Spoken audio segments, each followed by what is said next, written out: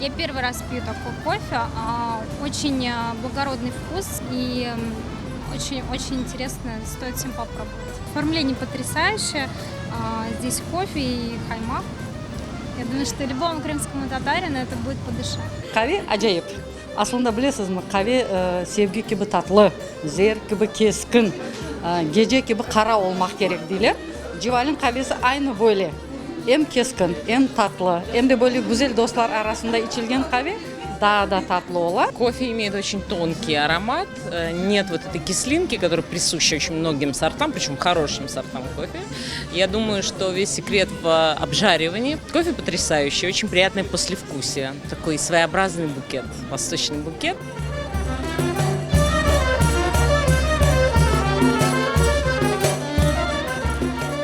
Как человек, приехавший из Канады и путешествовавший во многих странах, я могу смело сказать, что это мой любимый кофе.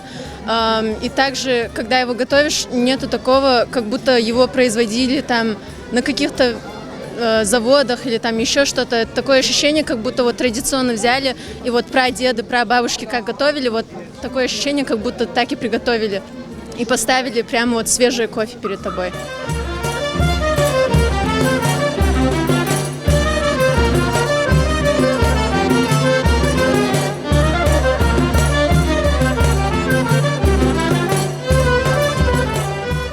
Мы посетили ряд выставок,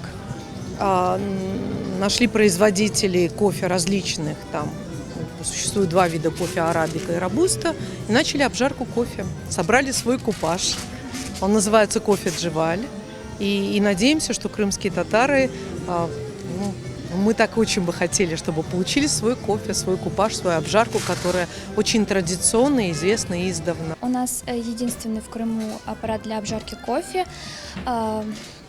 Кофе нам привозят, состоит наш кофе из 80% арабики и 20% рогусты. Мы как бы создали этот рецепт сами и на протяжении 4 лет создавали и пришли к такому результату, который радует наших гостей.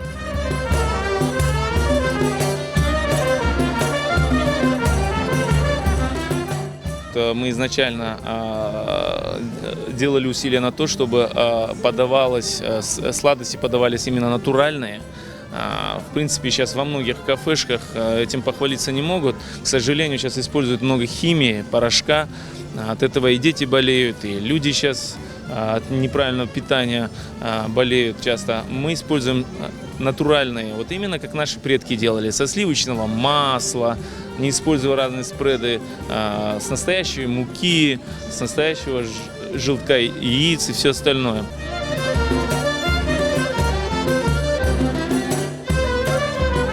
Здесь люди могут познакомиться с крымско-татарской кухней, отведать там кондитерские изделия крымско-татарские, обязательно посетить магазины, арт-центр, не обязательно купить, просто посмотреть на изделия крымско-татарских мастеров.